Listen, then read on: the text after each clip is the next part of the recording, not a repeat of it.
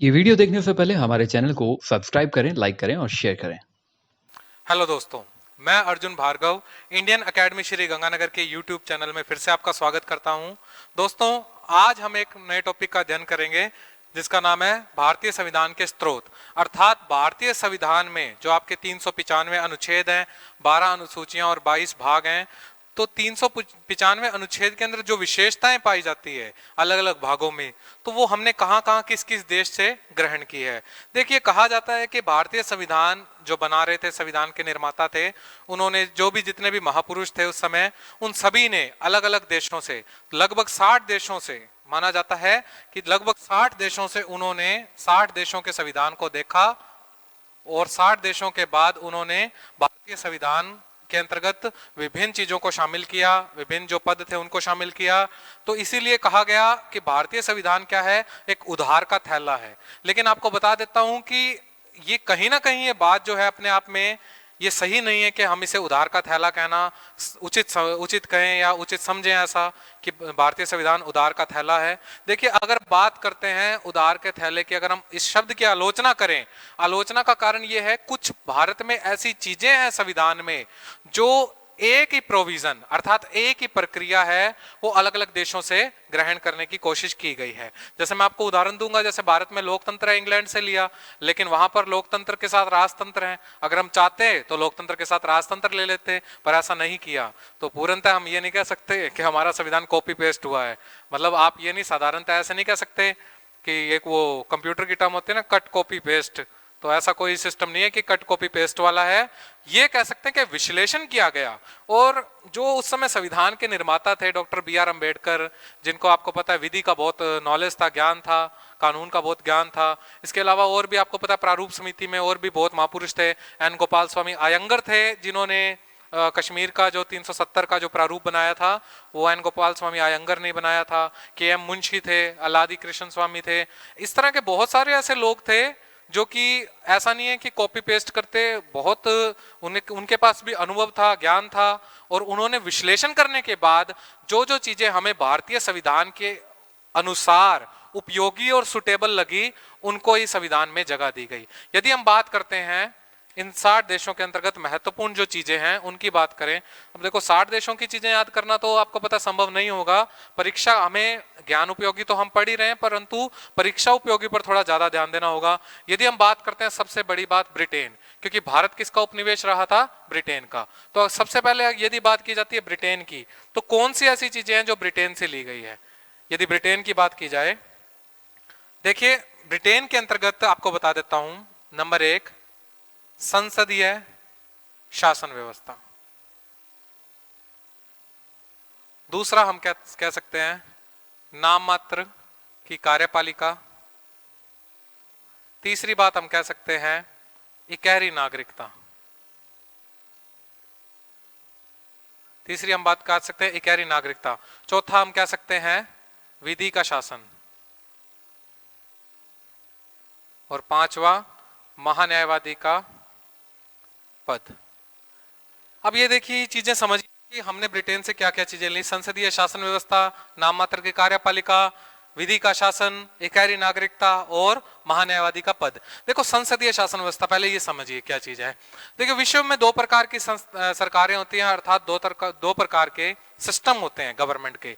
Number 1 प्रणाली है अध्यक्षात्मक प्रणाली, दूसरी है संसदात्मक शासन प्रणाली। हाल ही में परीक्षा हुई थी स्कूल व्याख्याता की, उसमें भी प्रश्न आ चुका था कि भारतीय संविधान की इनमें से कौन सी विशेषता है। तो भारत में कोई अध्यक्षात्मक सिस्टम नहीं है। अध्यक्षात्मक नाम से पता चलता है एक ही अध्यक्ष होना। भाई अध्यक्षात्मक है तो अध्यक्ष तो एक ही होगा ना, और वो पूरे राष्ट्र को क्या करेगा कि कंट्रोल करेगा पूरे राष्ट्र को। मतलब पूरे राष्ट्र की जो शक्ति है वो एक व्यक्ति में होती है। और वो कौन सा देश है? अरे कोरिया नहीं है कहीं को, मैं क्लास में पढ़ाता हूँ, स्टूडेंट कहते हैं कोरिया। तानाशाही की बात नहीं कर रहा यहाँ पर, मैं यहाँ पर बात कर रहा हूँ कोरिया में। तो आपको पता है कि रूल्स ही अलग है कि आपको अगर बाल भी कटाने हैं तो राष्ट्र के हिसाब से अनुसार आपको देखना पड़ेगा, सिर के बाल उस हिसाब से कटिंग करवानी पड़ेगी, जो भी हेयर स्टाइल बनाना पड़ेगा। थोड़े समय में एक नया अधिनियम निकल जाएगा कि कोई अगर सांस भी लेगा तो सोच सोच कर लेगा। तो इस तरह की कोई तानाशाही सरकार नहीं है। बात हो रही है अमेरिका की। देखो अमेरिका में अध्यक्षात्मक सरकार है, वहां के राष्ट्रपति हैं जो पूरे राष्ट्र के एक अध्यक्ष हैं, ठीक है। तो लेकिन इसके विपरीत बात करते हैं संसदीय शासन प्रणाली। तो भारत में संसदात्मक शासन प्रणाली है जो ब्रिटेन से ली है, जिसके अंतर्गत मैं आपको बता देता हूं लोकतंत्र। यदि आपका प्रश्न आ जाता है लोकतंत्र, लोकतंत्र कहां से लिया गया है, वो भी ब्रिटेन से लिया गया है। अर्थात प्रधानमंत्री का चुनाव होता है, प्रधानमंत्री का चुनाव एमपी के रूप में होता है, जनता प्रत्यक्ष वोट करती है एमपी को, और उसके बाद उनमें से एक प्रधानमंत्री बन जाता है जिस दल को लोकसभा में बहुमत प्राप्त होता है। दूसरी बात करें, देखिए संसदीय शासन प्रणाली मैंने बताया जहां पर प्रधानमंत्री चुना जाए, और दूसरा नाम मात्र की कार्यपालिका यहां लिखी दी है मैंने। संसदीय शासन प्रणाली जो भारत के अंदर वेस्टमिंस्टर मॉडल है, जहां पर नाम मात्र का जो कार्यपालक है वो राष्ट्रपति होगा, वास्तविक शक्ति प्रधानमंत्री सहित मंत्री परिषद में होगी। तो ये आप याद रखना कि संसदीय शासन प्रणाली हमने कहां से ली है, ब्रिटेन से ली है। दूसरी बात देखो आई गई है सामने नाम मात्र की कार्यपालिका। देखो आपको बता देता हूं, स्टूडेंट्स के दिमाग में क्वेश्चन बड़ा कंफ्यूज करता है कि कुछ किताबों में भी लिखा हुआ है कि राष्ट्रपति का पद कहां से लिया गया है, उत्तर है ब्रिटेन। ये उत्तर सही है अपने आप में, पूर्णतः सही नहीं कह सकते, क्योंकि बात यह है कि जो राष्ट्रपति का पद है, हमने राष्ट्रपति का पद कहीं से नहीं लिया, हमने भारत देश में एक टर्म ली है संसदीय शासन की। वो टर्म मैंने बताया ना कि वेस्टमिंस्टर मॉडल में क्या होता है, राष्ट्रपति नाम मात्र का कार्यपालक होता है, वास्तविक शक्ति वास्तविक किसके अंतर्गत होती है, प्रधानमंत्री।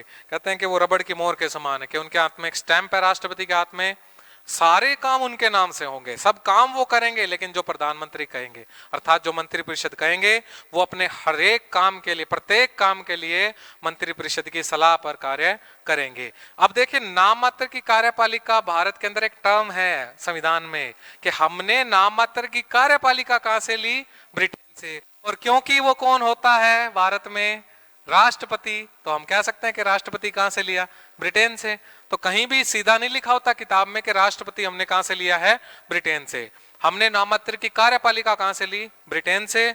और वो देश में कौन होता है, राष्ट्रपति, तो हम कह सकते हैं कि राष्ट्रपति कहां से लिया गया, ब्रिटेन से।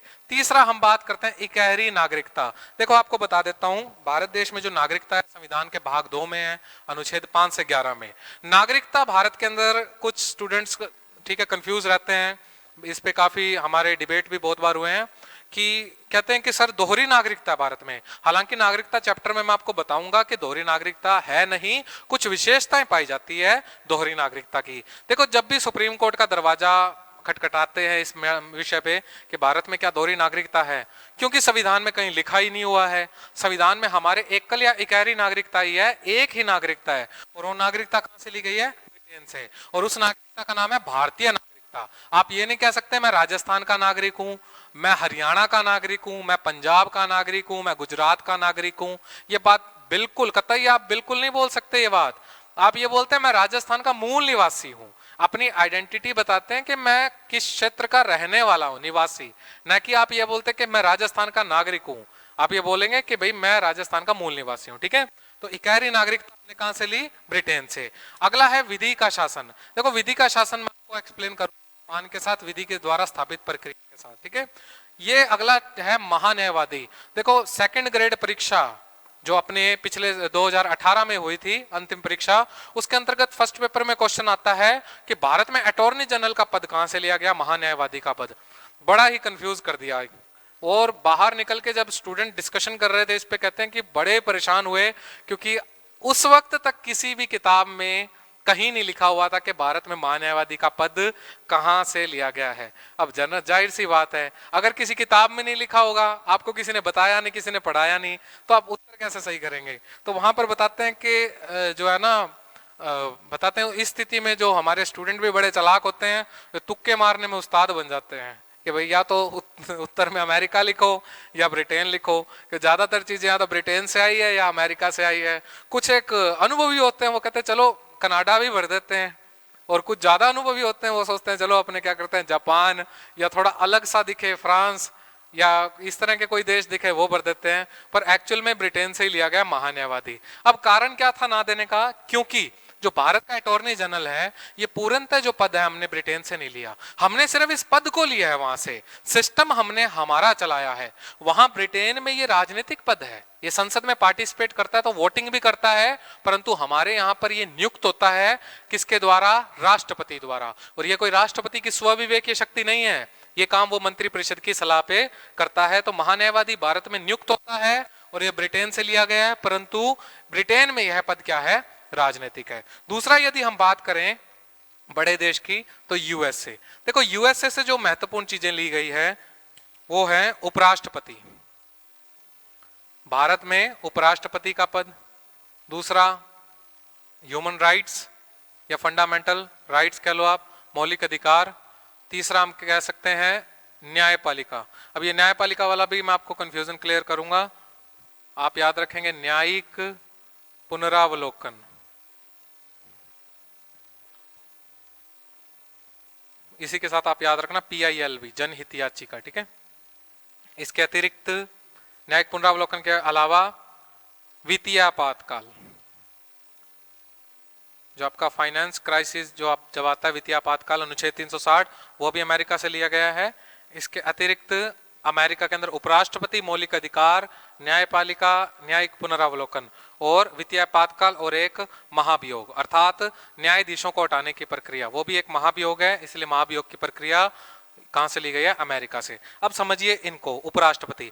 देश में एक राष्ट्रपति का पद है जो प्रथम नागरिक है, अगर वो एब्सेंट होगा तो उपराष्ट्रपति का पद इसलिए बनाया गया था कि राष्ट्रपति का पद जो है पहला पद, ये किसी भी रूप में खाली नहीं रह सकता ये पद, ठीक है। अगर किसी कारणवश खाली हो जाता है तो उपराष्ट्रपति कार्यवाहक राष्ट्रपति बन जाएगा। इसीलिए एक वाइस प्रेसिडेंट का पद होना देश में जरूरी था, जो हमने कहां से लिया? यूएसए से। तो याद रखना उपराष्ट्रपति का पद कहां से लिया गया? यूएसए से। मूल अधिकार अमेरिका के अंदर पाए जाते हैं ह्यूमन राइट बिल्स, और ह्यूमन राइट बिल्स के आधार पे हमने भारत में बनाए फंडामेंटल राइट्स, अर्थात जीने के लिए, मैं कहते हैं कि जीने के लिए क्या चाहिए? कहते हैं रोटी चाहिए, हवा चाहिए, पानी चाहिए, ऑक्सीजन चाहिए, पर कहा संविधान कहता है कि जीने के लिए आपको मौलिक अधिकार चाहिए। अगर मौलिक अधिकार नहीं तो आप भी जिंदा नहीं। स्वतंत्रता का अधिकार खत्म तो रॉलेट एक्ट बन गया भारत के अंदर। तो कहने का मतलब यही है ना कि अगर हर एक चीज अपने आप में भारत के कल्चर को, भारत की संस्कृति को, धर्म, भाषा सबको देख के बनाई गई, और जो जीने के लिए बनाया गया वो क्या? मौलिक अधिकार, जिससे मनुष्य का विकास हो सके। इसीलिए अमेरिका के ह्यूमन राइट बिल को फॉलो करके हमने क्या लिए? मौलिक अधिकार। अब न्यायपालिका की बात सुन लीजिए। देखिए न्यायपालिका की बात करते हैं तो भारत का जो न्यायपालिका मॉडल है वो कुछ इस तरह का है, जिसमें सुप्रीम कोर्ट शिखर पे कौन है? Supreme court. राज्यों में कौन है?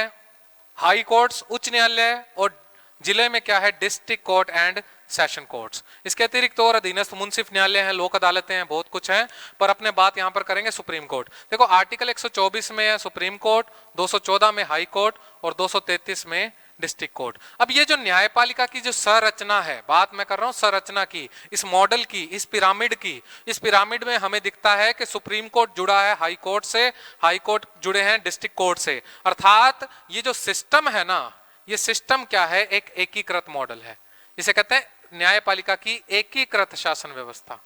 और ये जो मॉडल है ये हमने लिया है 1935 के अधिनियम से। दो बातें आपको बता रहा हूं। भारतीय जो न्यायपालिका है, आपका अनुच्छेद 50 कहता है कार्यपालिका का न्यायपालिका से पृथक्करण। यदि वो शब्द आता है कार्यपालिका का न्यायपालिका से पृथक्करण, अर्थात कार्यपालिका सरकार के जो तीन अंग है, व्यवस्थापिका, कार्यपालिका और न्यायपालिका, कार्यपालिका कभी भी न्यायपालिका के बीच में टांग नहीं अड़ाएगी, कोई दखल अंदाजी नहीं करेगी, कोई कार्यपालिका को इसमें कोई लेना देना नहीं, क्योंकि भारत की न्यायपालिका क्या है? स्वतंत्र है। ये इसकी स्वतंत्रता, इसका स्वरूप क्या है कि भारतीय न्यायपालिका स्वतंत्र है। तो आपको याद रखना पड़ेगा कि भारत की जो न्यायपालिका किस प्रकार की स्वतंत्र है, तो इसीलिए न्यायपालिका हमने कहां से ली है? यूएसए से, क्योंकि भारत की कौन सी है? अगर बाय चांस क्वेश्चन घूम के आ जाए न्यायपालिका की स्वतंत्रता या स्वतंत्र न्यायपालिका कहां से ली गई है, तब आप क्या लिखेंगे? यूएसए से। लेकिन अगर आ जाए भारत के न्यायपालिका का एकीकृत शासन व्यवस्था मॉडल कहां से लिया गया है? 1935 के अधिनियम से। ये बात आपको याद रखनी पड़ेगी। ये मॉडल 1935 अधिनियम का है, परंतु हमारी न्यायपालिका कहां की है? अमेरिका की। ठीक है। नेक्स्ट है न्यायिक पुनरावलोकन। देखो न्यायिक पुनरावलोकन की बात करें तो न्यायिक पुनरावलोकन जो है, जुडिशियल जो ये रिव्यू है, सिस्टम है, ये अमेरिका में चला था। जो मार्बरी बनाम मेडिसन मामला था जिसमें जज जॉन मार्शल थे, वहां से हमने सीधा फॉलो किया था, भारतीय संविधान में लेके आए। लेकिन इसका आंशिक रूप केवल मौलिक अधिकारों में आर्टिकल 13(2) में पाया जाता है। अर्थात जब भी कोई ऐसा कानून विधानमंडल बना दे जो मौलिक अधिकारों के अगेंस्ट हो, तो उस पर न्यायिक जांच हो सकती है, न्यायिक पुनरावलोकन हो सकता है। और जनहित याचिका PIL जो है, जनहित याचिका, लोगों के हित के लिए कोई याचिका लगाना, रिट लगाना, ये भी हमने कहां से लिया है? जनहित याचिका जो है ये भी हमने अमेरिका से लिया है। जनहित याचिका आपको आजकल बहुत फिल्मों में दिखेगा, बॉलीवुड फिल्म जैसे हैं, जोली LLB फिल्म आपने देखी हो, तो PIL लगाते हैं, जनहित याचिका। ध्यान रखना, ये व्यक्तिगत स्वार्थ के लिए नहीं लगाई जा सकती। ये नाम ही इसका देखो, जनहित याचिका, लोगों के लिए, कि लोगों के स्वार्थ के लिए होना चाहिए, व्यक्तिगत स्वार्थ के लिए आप इसमें नहीं लगा सकते जनहित याचिका। ये दोनों क्वेश्चन RAS परीक्षा में पूछे गए थे कि जनहित याचिका कहां से ली गई? अमेरिका से, और न्यायिक पुनरावलोकन अमेरिका से। ये कहता है वित्तीय आपातकाल, आर्टिकल 360 में वित्तीय आपातकाल जो है वो कहां से लिया गया? USA से लिया गया। और महाभियोग की प्रक्रिया चलाना, ये भी कहां से लिया गया? भाई राष्ट्रपति को महाभियोग से हटाना और न्यायालय के न्यायाधीशों को, उच्च न्यायालय व सर्वोच्च न्यायालय के न्यायाधीशों को पद से हटाना भी कहां से लिया गया? USA से। तो ये दो महत्वपूर्ण देश थे। इसके बाद अगर हम बात करें, देखिए नेक्स्ट इसमें है आयरलैंड। यदि हम बात करते हैं आयरलैंड की, देखिए आयरलैंड से लिए गए हैं राज्य के नीति निर्देशक तत्व। राज्य के नीति निर्देशक तत्व, आप कह सकते हैं राज्य आपके लिए कुछ पॉलिसी बनाएगा। देखो मौलिक अधिकार तो जरूरी है, आपको मिलने ही चाहिए, लेकिन राज्य कुछ पॉलिसीज बनाता है। राज्य देश चलाने के लिए कुछ पॉलिसी, कुछ सुविधाएं बनाई जाती है जो वाद योग्य नहीं है, जो चैलेंज योग्य नहीं है। ये आयरलैंड से हमने लिए गए, संविधान के भाग 4 में पाए जाते हैं। इन्हें कहते हैं नीति निर्देशक तत्व। इसके अलावा राज्यसभा के जो सदस्य हैं उनका नामांकन, नॉमिनेशन, ये कहां से लिया गया है? आयरलैंड से। राज्यसभा में 2 प्रकार के सदस्य हैं, एक इलेक्ट हैं, दूसरे नॉमिनेट हैं। तो नॉमिनेशन वाले कहां से लिया गया है? आयरलैंड से लिया गया है। और सबसे महत्वपूर्ण जो परीक्षा में मुझे पूरी उम्मीद आने की, कि राष्ट्रपति का निर्वाचन कहां से लिया गया? निर्वाचन प्रक्रिया, ये भी कहां से ली गई है? आयरलैंड से ग्रहण की गई है। नेक्स्ट इसमें बात करें हम ऑस्ट्रेलिया, कि ऑस्ट्रेलिया के संविधान से हमने क्या लिया गया? बहुत महत्वपूर्ण है, आपको बता देता हूं। नंबर 1 आप याद रखेंगे, समवर्ती सूची। अब देखो मैंने आपको बताया ना कि भारतीय संविधान का विश्लेषण किया गया। विधायी सूचियां कानून बनाने की सूचियां 3 तरह की है, एक संघ सूची, दूसरी राज्य सूची, तीसरी समवर्ती सूची। संघ सूची वो है जिसपे केंद्र सरकार कानून बनाए, राज्य सूची वो है जिसपे राज्य कानून बनाए, और समवर्ती पे दोनों मिलकर कानून बना सकते हैं, परंतु कानून का विषय सेम होने पर संघ की मानी जाएगी। ठीक है, तो जो विधायी सूचियों का उपबंध है वो तो हमने लिया 1935 अधिनियम से, लेकिन उसमें जो समवर्ती सूची है वो हमने कहां से फॉलो की? ऑस्ट्रेलिया से। ये याद रखना पड़ेगा आपको। इसके अतिरिक्त एक टर्म है भारतीय संविधान में, व्यापार वाणिज्य समागम की स्वतंत्रता, आर्टिकल 301 में। ये हमने कहां से ली? व्यापार वाणिज्य समागम स्वतंत्रता, ऑस्ट्रेलिया से। और संसद का संयुक्त अधिवेशन का प्रावधान कहां से किया गया? ऑस्ट्रेलिया से। देखो जब लोकसभा राज्यसभा में किसी भी मैटर पे विवाद हो जाता है तो दोनों सदनों का क्या होता है? संयुक्त अधिवेशन। आर्टिकल 108 में कौन बुलाता है?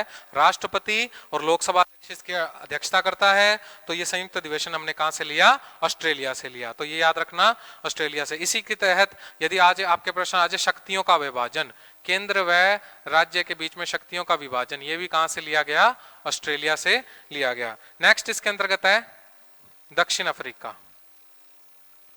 देखिए दक्षिण अफ्रीका से एक महत्वपूर्ण चीज हमने ग्रहण की, वो चीज थी संविधान संशोधन की प्रक्रिया। भारतीय संविधान के अनुच्छेद 368 के अंतर्गत संविधान संशोधन की प्रक्रिया दी गई है।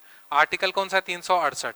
क्योंकि अम्बेडकर जी जानते थे, और भी संविधान जो अपने विशेषज्ञ सारे जानते थे, कोई भी चीज अपने आप में परफेक्ट नहीं होती, पूर्ण नहीं होती, समय समय पर उसमें बदलाव जरूरी है। वैसे हम कहते हैं किसी भी चीज को मॉडिफाई करना, पर यहाँ पर मॉडिफिकेशन या मॉडिफाई शब्द नहीं लगा, यहाँ अमेंडमेंट शब्द लगा। कि अपने कहते हैं कॉन्स्टिट्यूशन के अमेंडमेंट्स जो हैं उन्हें संविधान संशोधन कहते हैं, जो आर्टिकल 368 में दिए गए हैं। संविधान संशोधन की शक्ति कहां से ली गई? दक्षिण अफ्रीका से। इसी के साथ देखो राज्यसभा सदस्यों का नामांकन कहां से था? आयरलैंड से। जबकि राज्यसभा सदस्यों का जो निर्वाचन है, इलेक्शन है, मैंने बताया ना, राज्यसभा में 2 तरह के लोग हैं, एक नामांकित है, एक निर्वाचित। निर्वाचन कहां से लिया गया? दक्षिण अफ्रीका से। यदि हम बात करते हैं फ्रांस की, तो देखिए फ्रांस में बात करते हैं तो एक तो मैंने बताया आपको, भारत में कौन सी व्यवस्था है? गणतंत्रात्मक व्यवस्था। अब ये देखिए, इंग्लैंड से हमने लिया लोकतंत्र, वहां पर लोकतंत्र के साथ क्या है? राजतंत्र।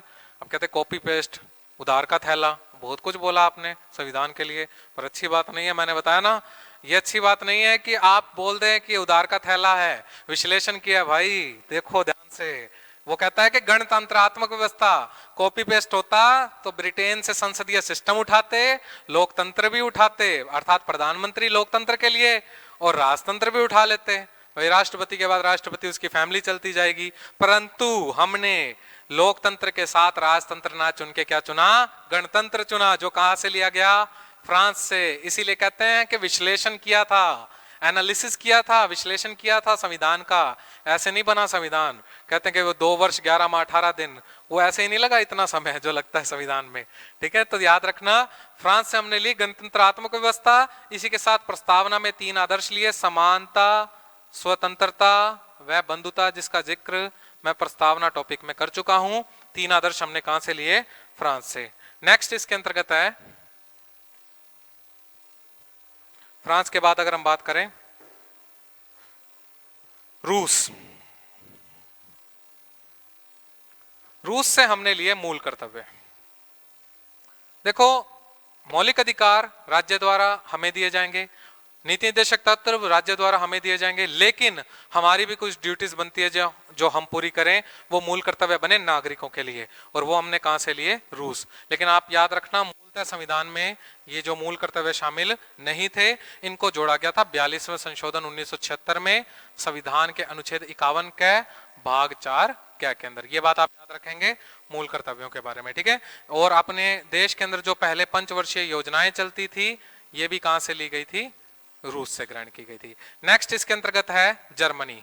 अब देखो जर्मनी के अंदर कहता है, अब आप ध्यान से देखना, कहते हैं आपातकाल कहां से लिया गया? जर्मनी से। आपको बता दूं, आपात उपबंध इमरजेंसी प्रोविजन 1935 के अधिनियम का है, लेकिन इस प्रोविजन में एक रूल है कि जब भारत में आपातकाल लगेगा, आपातकाल में राष्ट्रपति क्या कर देगा?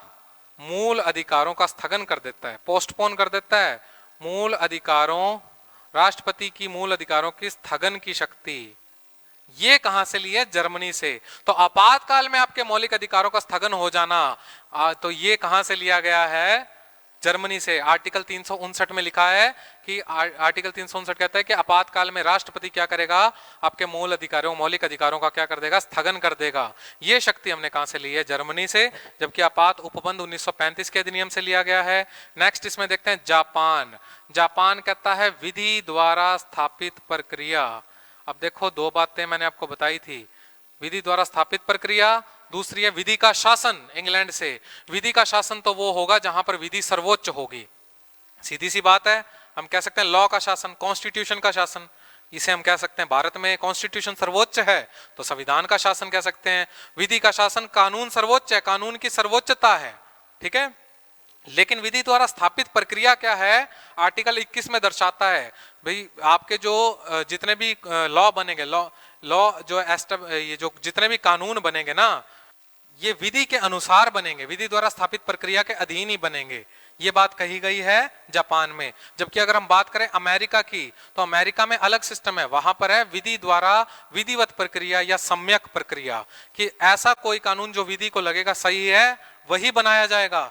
जबकि भारत में इस आर्टिकल जो जापान में जो हमने टर्म लिए विधि द्वारा स्थापित प्रक्रिया, इसका बहुत विवाद हुआ था। जो मेनका गांधी बनाम भारत संघ मामला था, जो 1978 का मामला था, ये आर्टिकल 21 में हम इसका जिक्र करेंगे, जो उनके पासपोर्ट से संबंधित मामला था, जिसका वहां पर हम जिक्र करेंगे। तो आप याद रखना, विधि द्वारा स्थापित प्रक्रिया, प्रोसीजर एस्टेब्लिश्ड बाय लॉ, जबकि इसकी जगह अमेरिका में ड्यू प्रोसेस ऑफ लॉ। तो ये आपको ध्यान रखना पड़ेगा। एक ऐसा कानून जो विधि द्वारा स्थापित प्रक्रिया के अधीन बना है, उसका भारत में कोई उस पे कोई भी वो नहीं हो सकता, किसी प्रकार का कोई विवाद नहीं हो सकता, परंतु वो मौलिक अधिकारों को हनन न करता हो। ये ध्यान रखना होगा। ठीक है, लास्ट इसमें मैं आपको एक चीज और बताना चाहता हूं। अगर हम बात करें कनाडा की, यदि हम बात करते हैं कनाडा की, तो आपको बता देता हूं राज्यपाल की नियुक्ति, राज्यपाल की नियुक्ति, राज्यों में राज्यपाल की नियुक्ति। दूसरा, अवशिष्ट शक्तियां केंद्र में निहित होना। अवशिष्ट शक्तियां कहां निहित होगी? केंद्र में, अर्थात संसद में निहित होगी। और तीसरी बात इसके अंदर करेंगे, राज्यपाल की नियुक्ति, आर्टिकल 1 में भारत यूनियन या संघ शब्द का प्रयोग जो हुआ है, यूनियन, तो भारत को क्या बोला गया? राज्यों का संघ। ये जो शब्द हमारे यूज हुआ है, यूनियन शब्द का प्रयोग हुआ है संघ के लिए, ये शब्द कनाडा से लिया गया है। पहली बात, राज्यपाल। अभी आपको बताया कि उधार का थैला, बहुत गलत है ये बात कहना। अब अमेरिका में भी राज्यपाल होता है, अब चाहते तो अमेरिका वाला सिस्टम हम अपना लेते, राज्यपाल यहाँ ले आते, परंतु यहाँ पर बहुत गड़बड़ हो जाती है, क्योंकि अमेरिका में जो राज्यपाल होता है, गवर्नर का पद है, वो एक निर्वाचित पद है। और अगर राज्य में हम, राज्यपाल की तो नियुक्ति होती है राष्ट्रपति द्वारा, यदि हम इसको निर्वाचित कर लेते जनता द्वारा, तो एक ही स्टेट में दो प्रतिद्वंदी खड़े हो जाते हैं, एक तरफ मुख्यमंत्री और दूसरी तरफ राज्यपाल, और दोनों के विवाद ही नहीं खत्म होने थे, क्योंकि दोनों ही जनता द्वारा इलेक्ट होते हैं। इसीलिए हमने राज्यपाल का पद कहां से लिया? कनाडा से। चाहते तो अमेरिका से ले सकते थे, विश्लेषण करके हम कहां से लिया? राज्यपाल की नियुक्ति कनाडा से। दूसरा, अवशिष्ट शक्तियां। मैंने आपको बताया था, जो विषय संघ सूची, राज्य सूची, संवर्ती सूची में नहीं जाते, वो अवशिष्ट शक्तियों में जाते हैं। ऐसे विषय जो तीनों विधायी सूचियों में नहीं होते, वो अवशिष्ट शक्तियां कहलाती है। और वो किसके, उन पे कानून कौन बनाता है? संसद। और ये कहां से ली गई है? कनाडा से। और यूनियन शब्द कहां से लिया गया है? कनाडा से। तो ये जितने भी संविधान के महत्वपूर्ण स्रोत थे, इनकी मैंने चर्चा की है। लगभग जो परीक्षा उपयोगी जितने भी मुझे लगे, उनके बारे में मैंने आपको यहाँ विस्तार में बता दिया है। मुझे लगता है, उम्मीद करता हूं कि रीट व पटवारी में अगर संविधान स्रोत से आपसे प्रश्न पूछेगा, तो इस टॉपिक से जरूर आपसे प्रश्न पूछ सकते हैं। तो आप इन सभी फैक्ट्स को ध्यान में रखेंगे। मैं उम्मीद करता हूं ये वीडियो आपको पसंद आया होगा। तो ये वीडियो मैं चाहता हूं कि आप ज़्यादा से ज़्यादा शेयर करें, लाइक करें, सब्सक्राइब करें हमारे चैनल को, इंडियन एकेडमी के यूट्यूब चैनल को सब्सक्राइब करें। और जो हमारे निःशुल्क टेस्ट सीरीज है, उसको ज्वाइन करने के लिए इंडियन लर्निंग ऐप जो नीचे डिस्क्रिप्शन में दिया हुआ है, उस लिंक पर जाके आप इंडियन लर्निंग ऐप डाउनलोड कर सकते हैं। ठीक है स्टूडेंट्स, अब जल्दी हम अगला नया टॉपिक करेंगे, जिसमें हम अनुच्छेद 1 से स्टार्ट करेंगे, भारतीय संघ से। तब तक के लिए जय हिंद, जय भारत।